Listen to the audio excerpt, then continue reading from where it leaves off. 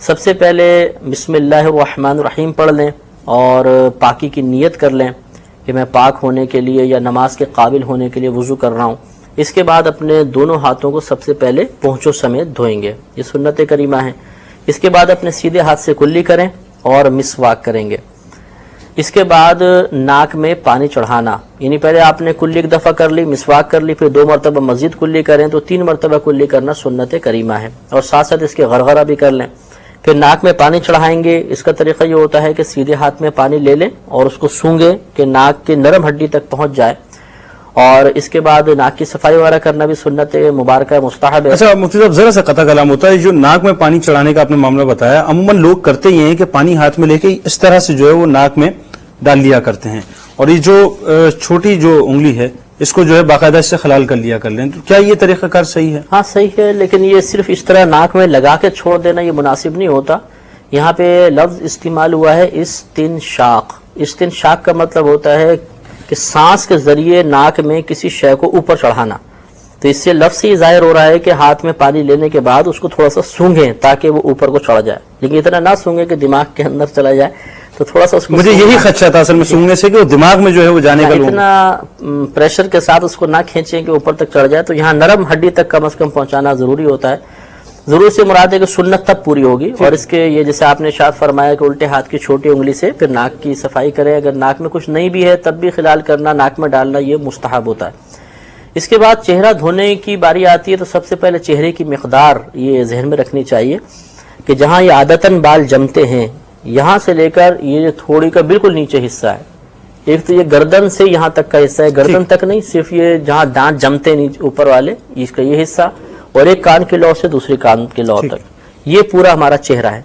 اور جیسے ابھی اس پر ہماری گفتگو ہوئی ہے کہ چہرے کا دھونا فرض ہے، لہذا پورے چہرے پر پانی بہایا جائے گا. اگر کسی مقام کا مسح ہوا تو ہمارا چہرہ دھلنا نہیں کہلائے گا. اب ہوتا یہ ہے کہ عوام الناس پانی لیتی ہے اور اس کو یہاں پہ لا کے آنکھوں کے پاس چھوڑتے ہیں تو پانی نیچے چلا جاتا ہے، حالانکہ چہرے کی مقدار بال جمنے کی جگہ سے تھی. اب یہاں سے جب پانی نیچے گیا تو اس طرح ماتھے کے اوپر مسح کر لیتے ہیں، ٹھیک ہے، پھر پانی لے کے ادھر پھینکتے ہیں، پھر اس طرح مسح کر لیتے ہیں. اس طرح ماتھے کا اور اطراف کا عموماً مسح ہوتا ہے، دھلنے کا فرض پورا نہیں ہوتا، اور اس طریقے سے وضو ہمارا نہیں ہوگا. اچھا ایک سوال اس میں اور پیدا ہوتا ہے کہ یہ تو میرے بال جسٹ سپوز یہاں تک ہیں تو میں نے یہاں سے جو ہے وہ چہرہ دھونا ہے، لیکن ایک آدمی ہے کہ وہ گنجا ہو گیا اوپر سے، اب وہ کیا کرے گا بیچارہ، کیونکہ وہ تو یہاں تک بال نہیں ہے اس کے، یہاں تک نہیں ہے یا بالکل ہی اس کے بال نہیں ہے، تو پھر وہ کیا کرے گا؟ یہ عادتاً کا جو لفظ کہا نا اسی وجہ سے کہا گیا ہے کہ عادتاً یعنی عموماً جہاں بال جمتے ہوں یہاں تک جو ہے تو یہ خلاف عادت ہوں گے کہ بال کم ہو گئے اور پیچھے چلے گئے تو اس کو خلاف عادت کہا جاتا ہے. تو عادتاً جہاں تک بال ہوتے ہیں وہاں سے پانی ڈالیں گے. اب طریقہ یہ ہوتا ہے کہ دونوں ہاتھوں میں اس طرح پانی لینے کے بعد ذرا چہرہ جھکائیں اور ہاتھوں کو اوپر تک لا کے یہاں سے چھوڑیں. اچھا تو یہ بالوں کے یہاں سے بہتا ہوا آئے گا تو یہ تمام حصہ ہمارا دھل جائے گا. اس کے بعد اب یقینی سی بات ہے کان کی ایک لو سے دوسری لو تک پورا چہرہ ہے، تو جب یہاں پہ ہم پانی ڈالیں گے تو ضروری نہیں کہ یہاں تک بھی پانی پہنچ جائے، اس لیے تھوڑا پانی لے کر اس کو اوپر لا کے یہاں سے چھوڑیں گے تاکہ یہ حصہ دھل جائے. پھر یہاں سے پانی لے کر الٹی سائڈ پر ڈالیں گے تاکہ یہ حصہ بھی پورا دھل جائے. تو آپ نے غور کیا ہوگا کہ ہم نے 3 مرتبہ پانی ڈالا تو پورا چہرہ 1 مرتبہ دھلا ہے. تو اس سے یہ عوامی خیال کا رد بھی ہو گیا کہ بعض عوامی سمجھتی ہے کہ 3 مرتبہ چہرہ دھونے کا مطلب یہ ہے کہ چہرے پر 3 مرتبہ پانی ڈالنا. ٹھیک ہے، تو 3 مرتبہ چہرے پر پانی ڈالنا یہ سنت نہیں ہے، بلکہ 3 مرتبہ چہرے کو دھونا سنت ہے. تو یہ 3 دفعہ ڈالا تو 1 مرتبہ چہرہ دھلا ہے، تو اس کا مطلب ہے ہمیں 2 مرتبہ اور دھونا ہے تاکہ ہماری سنت کریمہ پوری ہو. لہٰذا آپ دوبارہ پانی ڈالیں گے اسی ترتیب کے ساتھ اور پھر تیسری مرتبہ پانی ڈالیں گے، تب 3 مرتبہ مکمل چہرہ دھل کر سنت کریمہ ہماری پوری ہو. اور اگر اس ترتیب کا کوئی خیال نہیں رکھتا تو مطلب اس ترتیب کا نہیں رکھتا اور 1 مرتبہ کم از کم چاروں طرف پانی ڈال لیتا ہے تو 1 مرتبہ چہرہ دھلے گا، یعنی صرف فرض پورا ہوگا، سنت ترک ہو جائے گی. اور اگر کوئی 1 مرتبہ بھی کامل نہیں کرتا کہ وہی جیسے طریقہ عوام یہاں پہ ڈالتی ہے اور اوپر کا مسح کر لیتی ہے تو ان کو تو وضو بھی نہیں ہوگا، اور وضو نہیں ہوگا تو آگے نماز بھی نہیں ہوگی. اس کے بعد ہم ہاتھوں کو دھوئیں گے. ہاتھوں کا دھونا بھی چونکہ کوہنیوں سمیت فرض ہے. اب اس میں بھی یہ ہوتا ہے کہ دھار یہاں گرتی رہتی ہے اور وہ بس ہاتھ کیوں پھیرتے رہتے ہیں، تو یہاں کا مسح ہوتا ہے عموماً اور پانی یہیں پر گر کر اور نیچے چلا جاتا ہے. تو اس لیے بہتر طریقہ یہ ہوتا ہے کہ دھار جیسے یہاں پر گر رہی ہے تو ہاتھ کو اس طرح پیچھے لے جائیں पूरे यहाँ तक, ताकि ये पूरे उस पर पानी बह जाए। इसके बाद इस तरह करें, यहाँ धार गिराएं और पूरा यहाँ तक ले जाएं, ताकि ये मुकम्मल तौर पे हाथ हमारा धुल जाए। इसी तरह फिर ये उल्टा हाथ हम धोएंगे कि धार यहाँ तक जाए और फिर यहाँ से यहाँ तक पहुंचे, ताकि मुकम्मल हाथ धुल जाए। अच्छा मुफ्ती साहब, कुछ लोग करते ही हैं कि नलके में उन्होंने पानी लिया और बाकायदा इस तरह से जो है पानी को उंडेलते हैं, और वो 3 मरतबा उंडेलने के बाद उसके बाद वही मसह का जो एक तरीका है वो उस तरह से उन्होंने किया और जनाब वो समझते हैं कि वो हो गया। एक तरीका तो ये है। दूसरा, लोग इस तरह से करते हैं कि साहब वो अमूमन जो है वो इसी तरह से हाथ में लेके और पानी को सिर्फ इस तरह से फेर लिया करते हैं।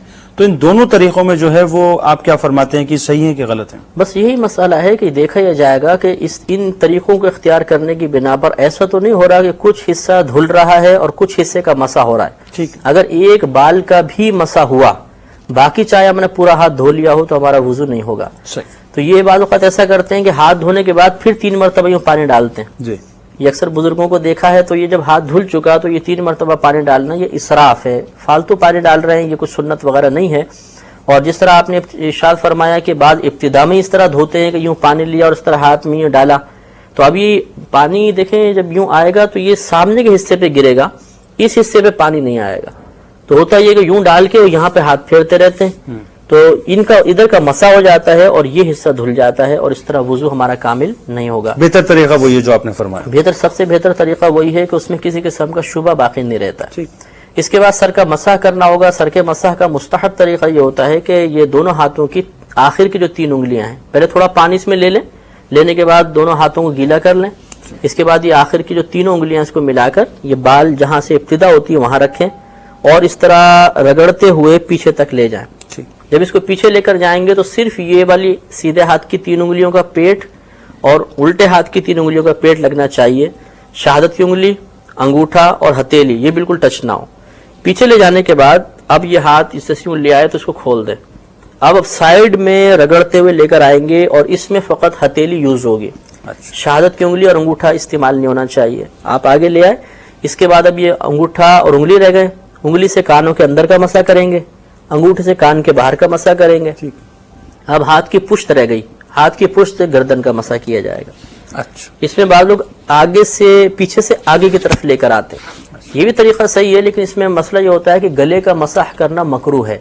अच्छा। तो गुद्दी का मसाह करना सुन्नत है और गले का मसाह करना मकरूह है। पीछे से जब आगे लेकर आएंगे तो हो सकता है गले पर हाथ लग जाए और वो एक मकरूह फेल हो जाए। इसलिए बेहतर ये कि यहाँ पर हाथ रखें और पीछे ले जाएं, यहाँ पे हाथ रख के पीछे ले जाएं, तो गले की जो कराहत है मसा करने की वो बिल्कुल लाजिम नहीं आएगी। अच्छा, इसमें एक और मसला ये होता है, अमूमन लोगों को देखा कि साहब वजू करते हुए जो है वो जनाब पानी लेते हैं हाथ में और उसको यूं ऐसे फेंक के फिर उसके बाद वो चूम के जो है फिर वो शुरू करते हैं। तो ये चूमना क्या है? जी हाँ, ये खिलाफ सुन्नत तरीका है। कोई चूमना यहाँ पे मुस्तहब नहीं है, ना कोई सुन्नत से मनकूल है। ये गलत तरीका है। बस इसी तरह करना चाहिए कि हाथ में लिया, दोनों हाथ में तरीम आ गई तो इसके बाद सर का बरह रास्त मसा करना होगा। चूमना मुनासिब नहीं है। ठीक। इसके बाद पैरों की बारी आएगी। पैरों के अंदर भी होता है, अमूमन के ऊपर से नलका खोल देते हैं और सिर्फ उंगली पर पानी गिर रहा होता है, बाकी पूरे पाँव पे यूं हाथ फेरते हैं और नीचे भी इस तरीके से हाथ फेर लेते हैं। हालांकि अगर पाँव को देखा जाए तो नीचे का जो हिस्सा है इसमें गढ़ा होता है, अमूमन उठा हुआ होता है पाँव। तो अब ऊपर से आप पानी डालेंगे तो ऐसा नहीं है कि यूं पानी नीचे जाके और फिर इस तरह मिल जाए, बल्कि वो सीधा गिरेगा और ये गढ़ा अमूमन खुश्क रह जाता है। इस पे हम खाली गीला हाथ फेर कर मसाह कर लेते हैं, तो इससे हमारा वुजू मुकम्मल नहीं होगा। लिहाजा इसका तरीका भी ये है कि उंगलियां धोकर फिर पूरे धार इस तरह गिरा के आगे तक लेकर आए, फिर नीचे के तलवे के ऊपर यहाँ धार गिराए और पूरा इस तरह लेकर जाए ताकि हर हिस्से के ऊपर से पानी बह जाए। इसी तरह पहले सीधा, इसके बाद उल्टा पैर भी इसी तरीके